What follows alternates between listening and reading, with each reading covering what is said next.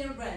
Alright, so the title of my presentation is Crowd Energy, a dive into what fuels audiences. I'm going to start out with a question. How many of you guys have been to a concert and it just seems like everybody is on their phone taking a video and not actually living in the moment? Yeah, everybody. So basically I'm going to talk a little bit about why this might be and how this has changed over the course of 4 decades, which leads me into my thesis being audience energy is directly related to the changes in the rhetor's performance and has changed in dynamic, like I said, over the past 4 decades. But to start out, in the early days, shifting between the 70s and the 80s, specifically the 80s, we have seen a huge shift in technology and how it's been implemented in live shows and venues, whether that's creating a sonic atmosphere with speaker towers and different systems, implementing like synthwave music, modulation, just a bunch of different things to get the audience to really engage with what the performers are putting on. As a result, this led to louder music in the 80s, which these 3 bands right here were huge back then, still have left a huge mark on music today, but these bands also happen to hold the record for the top 3 loudest concerts ever. With AC/DC at number 1, 136 decibels. To put that into perspective, that's like a 747 plane flying 100 feet above you. That's just how loud it is. And Kiss and Motorhead are a little bit lower, but still like can do damage to your ears over time, but you know, worth it. So you might be asking, how does the loudness of the concert affect audience energy? Well, a study given by a professor by the name of Dr. Welch at Harvard claimed that loud sounds, particularly music, made people feel that their emotional states were intensified, presumably due to the heightened sense of arousal. Basically, he's saying that the louder the music, and like I mentioned, that sonic atmosphere that was a technological breakthrough, basically connected the audience with whatever the performer or rhetor was trying to give out during the concert, whether they're singing, dancing, have a cool light show, just no matter how it is, the louder, the better. Now, I have an example of this sonic atmosphere given. This is Metallica in 1991. Just after this sound system, what they would do is they'd have these towers of speakers in the crowds, and they still do this today at music festivals. But Metallica was one of the first bands to do this, you know. In the 50s and 60s, you had the Beatles, or when I think about it, my mind goes to the Beatles, because all their sound's coming from the stage and not around the crowd. So here's just a little clip.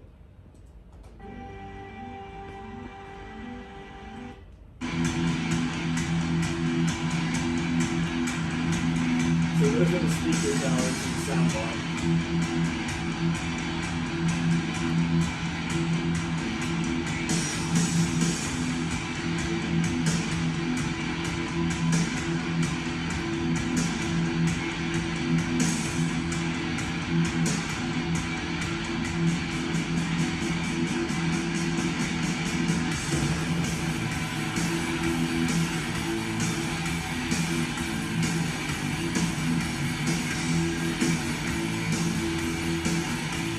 So, pretty wild. That was especially due, one, to the rhetor's energy that they were giving out. I mean, they were moving all over the place, they were loud, but that advancement in technology really helped. So my next factor that affects the audience's energy in relation to the rhetors are the cultural effects of just different continents on how the audience interprets whatever the rhetor's throwing at them. So a prime example of this would be South America, specifically Brazil. South Americans and just any Latino native, music essentially is their identity. Like, they connect very well with other people depending on what genre they listen to.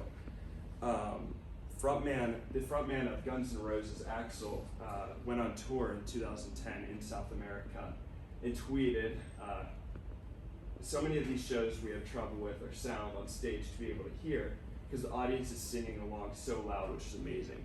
He was referring to Brazil, and in Brazil, like specifically Lollapalooza, Brazil, these crowds are so loud because they're so passionate about whatever the Red Tour is performing for them.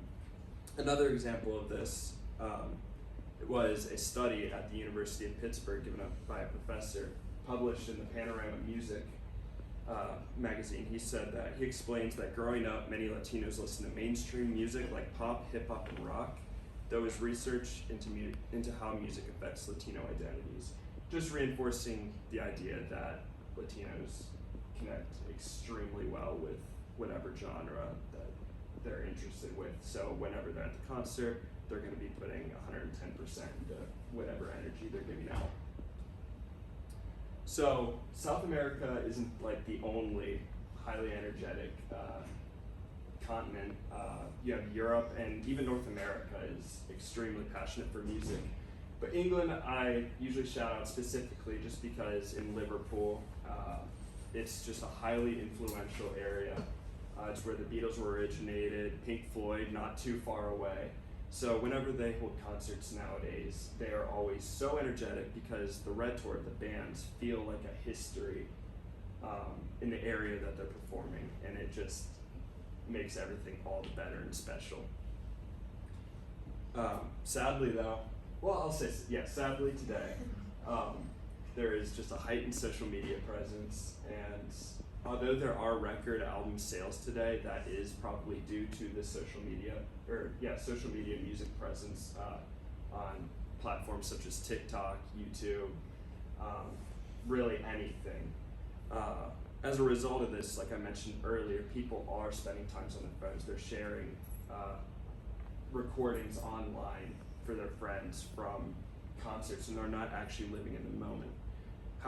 However, there are instances where people are coming together and they are having this high energy, and that could depend on genre. I mean, you have genres that are dedicated to the audience's energy, such as EDM and hip hop, electronic dance music. The whole point for the Red Door is to get the audience on their feet and dancing.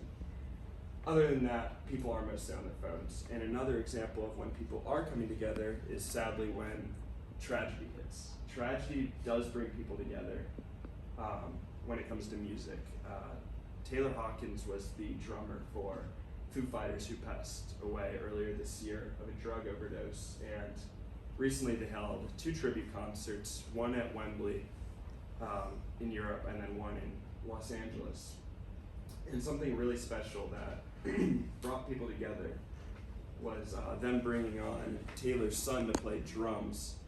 And I will let this clip speak for itself.